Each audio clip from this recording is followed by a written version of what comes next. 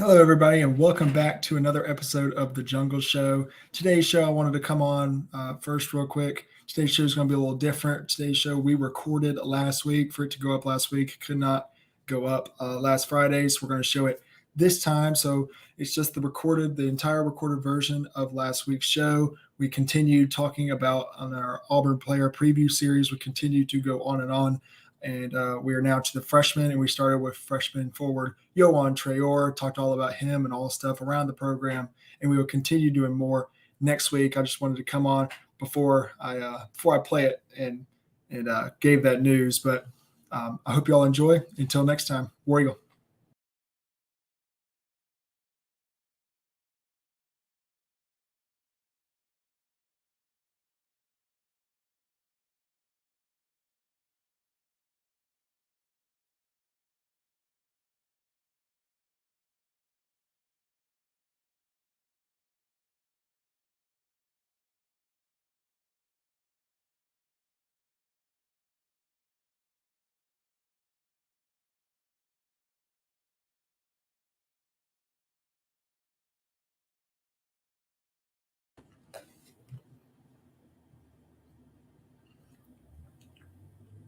Hello again, everybody, and welcome back to the next episode of The Jungle Show. Today we are continuing this long series that we've been doing this offseason since we started the show in the offseason on the Auburn player preview series, previewing every player, what they can bring this upcoming season for next year.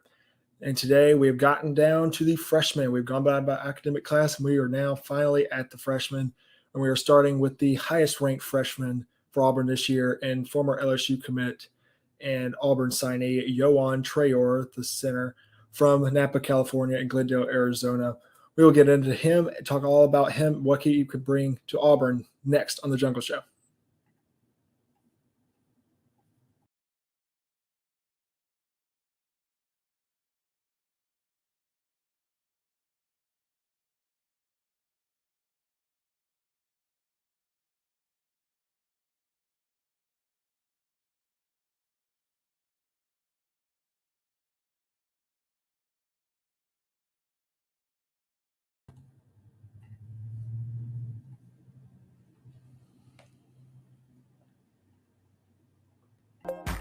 Welcome back, everybody, to another edition of The Jungle Show. We are here today to talk about Yohan Traore, the highest-ranked freshman for this class, for this upcoming season here today on The Jungle Show. Today's show is pre-recorded, so we are not live today. We've got things going on, but we are happy to still continue getting the show out there and continue with this Auburn player preview series with Yohan Traore. Super excited about what he can bring to the table this year for Auburn and for Bruce Pearl and his staff.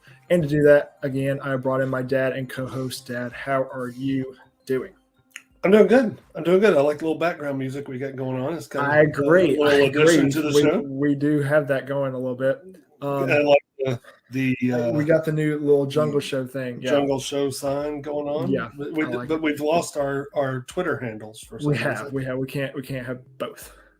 Oh, that's what I'm saying. I don't know. We're still at War Eagle Hoops. I figured at Grey Oliver. There you go. Now you got it. Okay, so let's talk Yohan.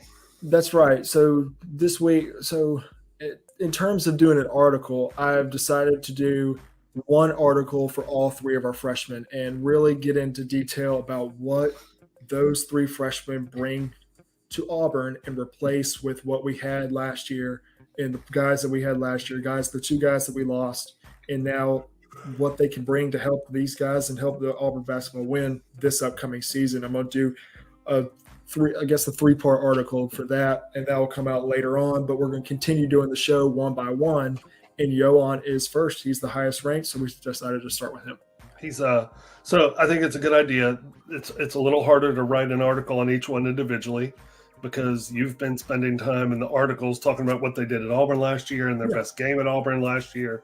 You're right. And what we saw from them last year, and with the freshmen, unless you were in Glendale, Arizona to see Yohan play or see Chance when he was in Philadelphia or when he moved to Arizona, or Trey down in Tallahassee, you really don't know what they did last year. You've seen video, but I think it'll be a good idea to put the article together with all three.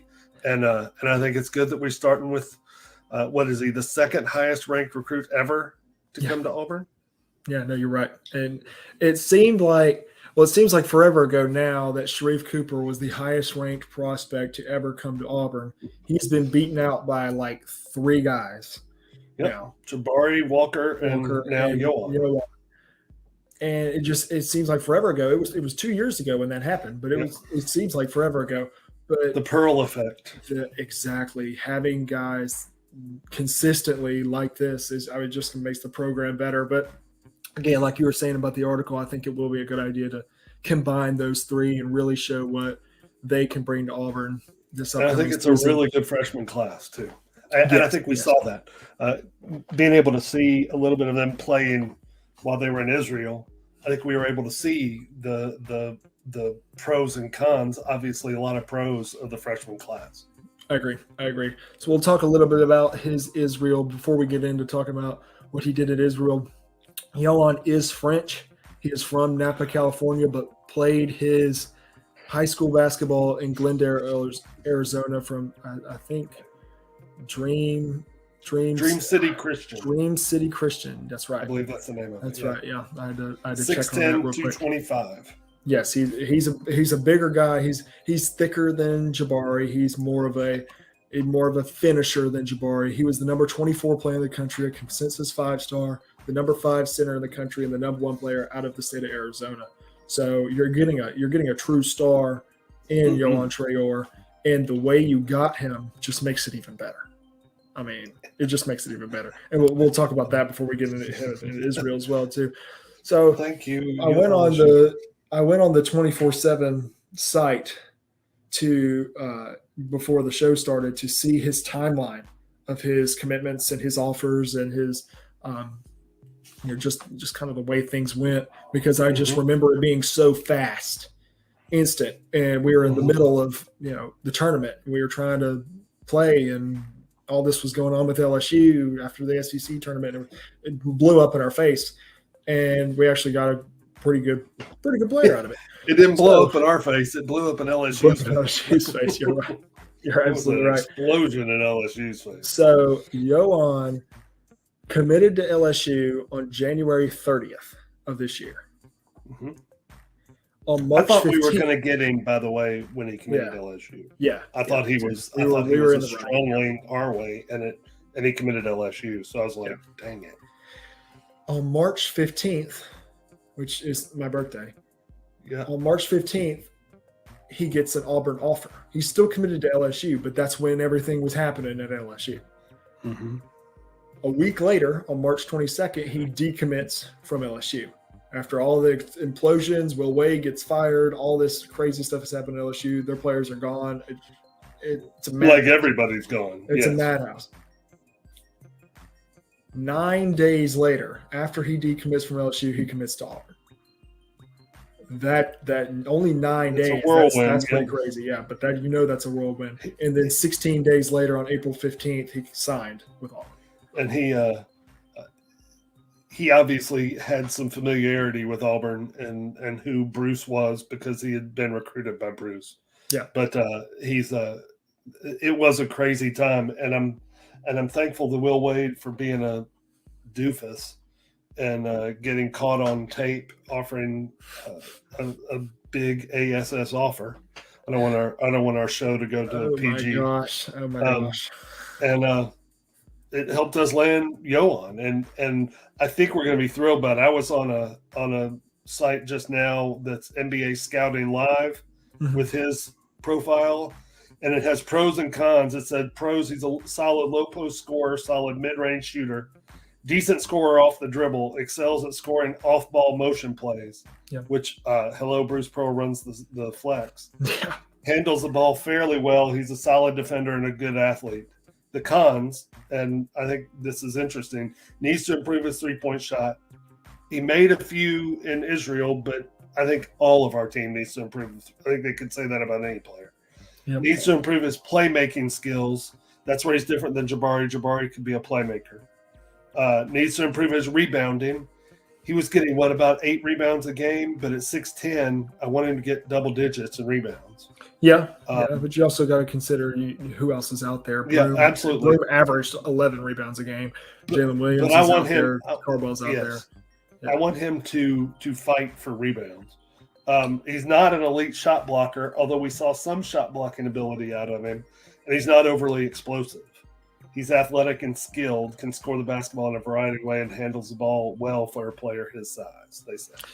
Yeah, and I put my pros and cons together as well after we watched Israel, and this will just kind of take us right into. We'll talk about his stats in the 3 games against Israel, but what I got from it, he does handle the ball really well. He can, whether he's inside making a post move, whether that's on the fast break, he runs his lanes very well. He's a smart basketball player. He is a little raw when it comes to his size and length. I don't know he knows how to use it properly yet. That's why he's not the best rebounder. That just comes with playing the game more and more and more, and he's only been playing for a few years. Yeah, I think he's been playing for 4 years. Yeah. So he's got a great handle. He's got a smooth shot. It's a little wonky, but it's smooth. It goes in. He's very smooth from the mid-range. He's that short corner jumper and the high post jumper at the elbow are great. He is learning that if he flashes to the high post, he can catch it, and nobody's going to block that shot from him because he jumps when he shoots. He shoots at the highest point. He's very long. He can score that basket. He's very good at it. He is, just like I said, he is very long. He's 6'10". He's bigger than a guy like Jabari. He's more built here than he is in his legs. So he's going to be able to bang with bigger guys this time. He can finish at the rim. He looks to dunk the basketball every single time.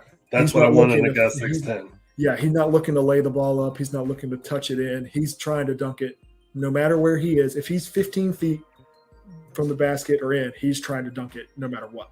And that's such a pro. That is such a pro. Absolutely. So let me stop you on that one because that's a pet peeve of mine.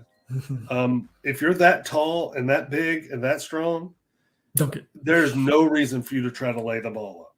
Yeah. You should try to tear the rim off every time you get the ball because you're either going to get fouled or you're going to score.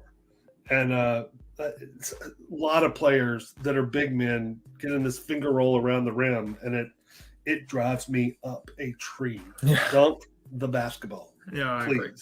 I agree. It's good. So another thing, he's not selfish. He has not shown that playmaking ability. Like he had a fast break in the All-Star Select game, and KD and Zepp both ran to the corners. It was a 3-on-2, and they were both wide open. But he did not pass because the 2 guys that were down there, that big guy wasn't down there yet. There was the 2 guards, and he just kind of went up over them. Yeah. So I don't think he's selfish. Number one, I don't think his passing vision's there. I don't think we're there yet. He's raw. He hasn't played basketball a lot. He's just really good and really skilled. But he also knows I could score with these guys. Me scoring over these guys are a lot more likely than Zepp and KD hitting a corner 3, even though that is likely. Both of them can knock down that 3. Maybe with Zepp, yeah. Yeah, but I agree. I think he's probably a willing passer. Yeah. More from the high post area. I think he'll be good at getting it on the high post and letting the other big guy duck in, whether it's Cardwell or Janai, and dumping it down. I think he can make that pass and is willing to make that pass. He's got to learn. He's got to get more time in the offense to know where guys are going to be. We got to remember, we've watched him play 3 games, and it's the first time they've played against anybody else. That's very true. Like, we did not see Jabari and Walker play in August. The first time we saw them play at all was the scrimmage against Southern Indiana. I will say, the Southern Indiana scrimmage, if I'm comparing Traore and Broom, their performance in Israel, Yeah. to the first few games, including the exhibition of Jabari and Walker, I'm taking Traore and Broom. Yep. And there's no question about it. But it's about getting there. It's about making that mark, I guess. Yeah. He's got to learn, and like you said, he's young basketball wise. Yeah. He's young anyway, but as a basketball player, he's a 5-year-old, and he's got to learn the nuances of the game. In high school, you're 6'10", 225. I don't imagine there's a lot of guys that can check you, although he played at a good school and played elite basketball. You're still 6'10", 225. There's not going to be a lot of guys that are going to check you. Yeah. So you can just use your pure raw athleticism, and he's got tons of that. That's right. He'll get more skilled and be able to pass. And like you said, I liked his handles. I thought he was out of control one time when he split a double team on a fast break and went behind his back and that's the fast break I'm talking about. And I was like, God, I thought he was out of control, but he's got the ball the whole way down and lays it up. It's like, okay. Yeah, that's what I was talking about. Yeah, the other two things I said, and I watched a lot of the under 20 game because I really just watched the first few minutes of the All-Star game. I watched the end of the under 20 game. He runs the floor incredibly well in transition. He knows where to be. So we're talking about him being a young basketball player. He already has very good IQ of knowing where to put himself. And that comes with playing high competition in high school, playing against high competition in travel ball and in camps and stuff like that. That's knowing where to put yourself in the best position. Scoring. And he knows how to do that because he's a scorer. That's what his natural thing is. He's not going to come and average 15 rebounds. He's not going to average 4 blocks like Kessler did. He's not going to shoot a lot of threes, but he's going to score. I think his 3-point shot is better than Walker's was. No, yeah. Because I think that looks better. He's more confident. I'm more confident of that shot. And all season they said, look, in practice, Walker can't miss threes. Of course not. Okay, but in games, he missed them by a bucket loads. Yeah. I think so. And Pearl's not ashamed to say, you're a big man, and I don't care, shoot it. Yeah. And so you saw him in the first 2 games in Israel, he was hot as a firecracker and couldn't really miss. Yeah. His shot, like you said, it's got a little hitch or something at the top, but it comes out of his hand nice. It's got good rotation on the ball, and it's fairly accurate. He missed some free throws, but they weren't misses. I don't think he's a great free throw shooter yet, but they weren't misses that you go, oh, he's not ever going to make a shot. Yeah, they were good shots. They just didn't go in. Yeah, he wasn't shooting Shaq free throws.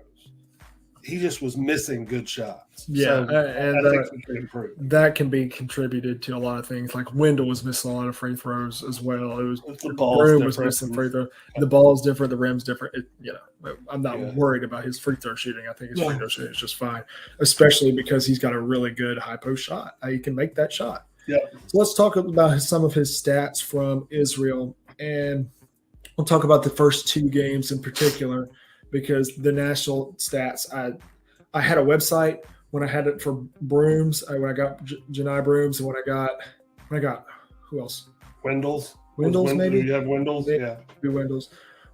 But I had that website and I had it bookmarked and everything, and it's gone. I don't know where it is. I don't know where that browser went. But I think he had 10 against their national team. He did not play as well and looked like holy cow, I'm going against grown-ass men. Yeah. And a lot of our team looked like that. Yeah. In that game. You're right. So talking about the under 20 game, he came out and was back up to Jalen Williams. Yeah. And put up 20. At the beginning of the game, it was like he was just trying to get in the groove. But once he did, he was our leading scorer. He had 20 points. He also had 8 rebounds in that game, even though it was against middle schoolers. He had 11 of his 20 points were in the fourth quarter. He also had a dunk where he put it over his head, came down and dunked it. He shows his athleticism, shows his ability to score no matter where he is, shows his ability to run the floor Mhm. And look, we're talking about his deep. We're talking all about his offensive game. He's not a bad defender. He's not a huge rim protector. He's 6'10". He's going to block shots. I would block shots if I was 6'10". But But he moves his feet well. yeah, he's not a bad defender at all. He is athletic. I think we talked, not in the last show, but maybe the one before that, where we were talking about this game against the middle school team. Mm-hmm. And he and Cardwell were on the perimeter. Yeah. Guarding two guys on the perimeter on the right-hand side. Yeah. And the two offensive guys said, we're going to run a pick and pop. It was a pick and pop. And it's where you've got to communicate. Are we switching this? Are you staying with your man? What are we doing? He's coming. And you could see him and Cardwell already communicating well. They switched it, and the pop guy got the ball back, and Cardwell blocked his shot out of bounds. Yeah. But what I'm bring that up to say is Traore was on the perimeter and was moving his feet well enough to stay in front of, again, not the best competition. He's not going to stay in front of the guards at Kentucky. You don't expect that.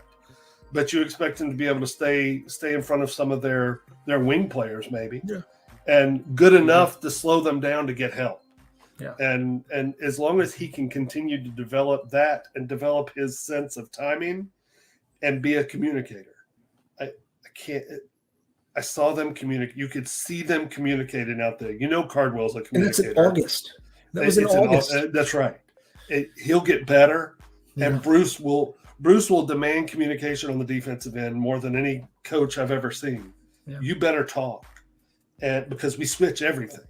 Yep. And so he'll get better at that, and his timing will get better on blocking shots. He's big enough to block shots, long enough. Yeah. So I'm not worried about that. My main concern with him right now is 20-8 is great against that team. They were pretty bad. I still want him to get double figures rebounds. I'd like for him to average 10 rebounds. Yeah. And I think he could do most of them on the offensive end. Yeah, I agree. That all depends on spacing and where Bruce has him on the floor. I don't think Jabari didn't have a lot of offensive rebounds. If we're going to use him like Jabari, more perimeter, centered, or even like high post centered, he's going to get long rebounds. But I don't expect him to out rebound Broom or Cardwell.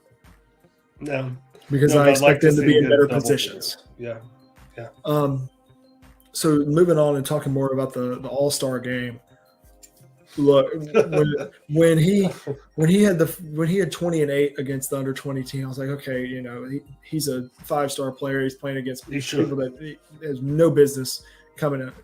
No, he started in the All-Star game because Bruce did a different starting lineup every game, which I like, and scored the first 9 points of the game. 9 points, yep. Had 20, went 75% from the field, had 2 rebounds.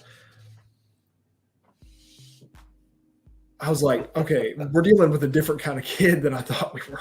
Yeah, absolutely. I'm like you. He had played against tougher competition at his high school and travel ball than the under 18 team in Israel. He's been playing against better comps than that. Yeah. But in the All-Star game, they weren't great, but they had some men on that team. Yeah. And he came out of the gates and put 9 straight points on the board. And I was like, man, is anybody else going to score? This dude, he is really talented. Yeah. He ended up with 20, only had 2 rebounds. I'm going to continue harping on the rebound until we see him start getting them. But a great look, first 9 points as a true freshman in your second game with the team. And they kept feeding him. They were like, he's hot. Let's get him the ball. He made a 3 during that stretch. He was good. Yeah, no, I agree. And then talking about the national game, I don't have his stats anymore from the national game. I should have taken a screenshot of that thing. I remember thinking about it while I had it pulled up, and I didn't do it, and I regret it. But it's all right. Yes, I think he had between 7 or 10 points, had a few rebounds, missed some free throws. Yes. And again, that's going from playing against guys who had no business being on the same floor as you to about that level, just a little older, to pros. Yeah. Yeah, that's a big jump, especially for a 18-year-old kid. I think our whole team took a step back and went, "Whoa, these are grown men. These are." Well, look, there was one time when they had that game where we were pressing, which I love how we're pressing. I think we should go to West Virginia and press them. Go to Press Virginia and run the press. Yeah, I think. But listen, they took 2 passes and got a dunk. It was a pass to the middle of the floor, a pass down to the end of the floor, and a dunk. And it was like, okay, don't run a Kentucky's zone press. Not Let's do play that. man press. Kentucky, Alabama, No. Arkansas, those teams aren't going to do that. This team is, and then you just got to have to live. They were very good, and I thought Traore came out a little timid. Maybe it's the best competition he's seen yet. Yeah. And maybe was a little intimidated. Intimidated is the wrong word. Just not willing to stick his nose in there yet. Yeah. In fact, the only guy that really stuck his nose in there against that team was Janai Broome. And Wendell did a little bit at the end of the game. I would say Wendell did. Yeah. Janai stuck his nose in the whole game and said, "I'm not going to be pushed around." I think Yohan can become that dude that says, "You're not pushing me around. You're not intimidating me." I played against pros over in Israel. Yeah. Dude, those dudes were they were well coached, well drilled, and we just the whole team kind of struggled. But but you put 2 20-point games back to back. Your first 2 games with the team is really impressive. Yeah. I'm really looking forward to watching it. I agree. Yeah. So we will. I want to talk about one more thing before we end this one. And again, this is pre-recorded, and we will much rather be here live, and we'll be live for the next 2 weeks to talk about Chance Westry and Trey Donaldson. But talking about not only expectations for him playing time-wise, but expectations for him scoring and being a part of the offense, what we can rely on for Yohan, what do we get from him this upcoming year? I think he probably starts alongside Janai down low, and You're think putting the senior Jalen Williams. I am, and I know that Bruce said we'll build around Jalen Williams. I think Yohan and look, put Jalen. I love Jalen Williams, and I'm not against putting him in for Flanagan if Flanagan is still struggling. Mm-hmm. And boy, we'd be big then. Especially if Westry's the 2. Yeah. Wendell's it's gonna be Wendell and then Wendell. The rest of them. It's gonna be the 4 giants and the midget. I think that so maybe he doesn't start early in the year, but I think by the end of the year he's a starter, and I think he's a double-double. Yeah, I could see him being a double-double. I can see him being 17 a game. 15 to 17 and 10. Yeah. I think he could do that. I really think he can do that. That absolutely puts him in the lottery. Because I do think he's as much of a pro prospect as we've seen. Obviously, Jabari's the biggest pro prospect that we've seen. But he's probably second to Jabari. Biggest prospect that we've seen come straight out of high school. Like in the Bruce Pearl era. Chuma developed into a prospect. Isaac developed into a prospect. JT Thor developed into a prospect. Sharif kind of developed into a prospect, even though he only played 12 games. This dude could go to the draft right now and be live. You're right. So what happened? The difference, what you're talking about, is Jabari came in as a pro. Mm-hmm. He came into the program as a pro. Could have gone top 10 before he ever played a college basketball game. I think Yohan is probably top 20 first round now. Yeah. And if he does double doubles consistently, he's probably top 10. Yeah. At least a lottery pick. I would agree. And I would agree with that too. Boy, that's what, 3 straight years? Would be 4 straight years of a lottery pick? Well, no, that would be 2 straight years of a lottery pick because Sharif and JT were not lottery picks. They weren't first round picks. But before that would be 3 out of the past 4. That would be because that's Chuma was a lottery pick. Isaac Was a lottery top pick. 5. Yeah. Was Chuma a lottery, or was he just outside the No, lottery? he was 16, which is considered It's a lottery. lottery. All right, so Chuma, Isaac, and then we Was he- skipped a year. I don't know. Yes, then we skipped a year and had And 2 then second-round Jabari. picks And in then the Jabari and Walker. Folks, Auburn basketball is at a level you have never seen, and Let me say this. I don't know that it's. Yeah, it's incredible. No, you're right. Let me say this. Who said we're only going to have one? I look the way Chance Westry performed. That's you what I'm put him saying. in That's the- exactly in there. why I was going to tease next week, because next week when we're talking about Westry, if he keeps playing like that, he's going to go. He's a 6'6" point guard with long arms that can He fits shoot. the build. He fits And he fits the mold. They love him in the NBA. So, but yeah, we'll go ahead and get out of here on this one. You can find all the amazing stuff on auburndaily.com or at SI_Auburn. You can find our Twitters at Gray Alderberg or at War Eagle Hoops. Is him right there. That was my complete notes. Yeah. It's hard when you're doing it. It's hard to. Yeah, it's reversed. Yeah, it's bad. But we'll go ahead and get out of here. We'll be back. We'll be back next week, Friday at 6 live. I know this will be coming out Friday at 6. We're recording this about 26 hours in advance here on Thursday night. But we'll be back live next week. I'm super excited to get back to doing that. But we'll go ahead and get out of here. Until next time, War Eagle.